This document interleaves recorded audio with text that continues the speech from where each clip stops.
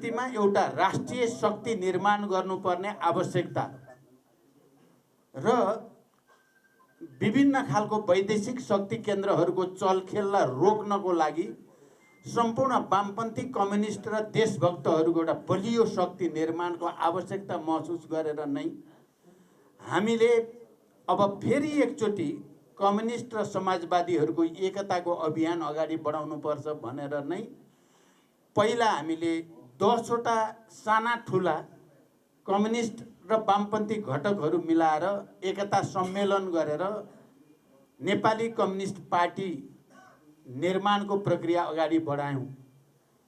त्यसपछि लगातार अगाडि बढ्दै जाँदा त्यो संख्या बढ्दै गएर अस्तिसम्म 20 पुगेको थियो।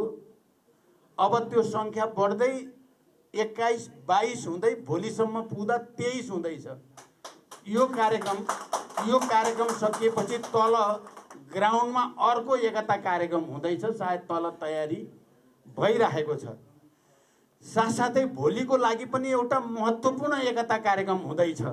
फेरि नेकपा माओवादी भन्ने समूहबाट थुप्रै साथीहरू यो ध्रुवीकरण र एकताको अभियानमा संलग्न हुँदै हुनुहुन्छ र यो हामी जसले यो इनिसिएट गरियो, जसले पहिला पहल गरियो, हाम्रो लागि यो खुसी र गर्वको कुरा हो।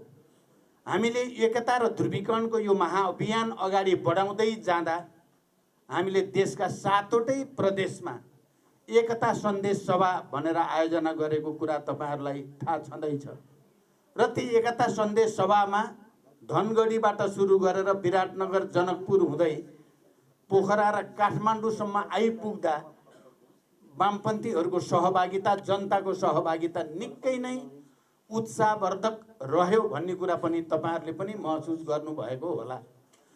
आज क्रान्तिकारी कम्युनिस्ट पार्टी नेपालका युवा नेताहरू जसरी तपाईहरुले ध्रुवीकरणको आवश्यकता महसुस गर्नुभयो, सिद्धान्त रटेर या क्लासिकल शास्त्रीयताको मात्रै दुहाई दिएर हुँदैन भन्ने महसुस गर्नुभयो, म तपाईहरुलाई विशेष रूपले धन्यवाद भन्न चाहन्छु।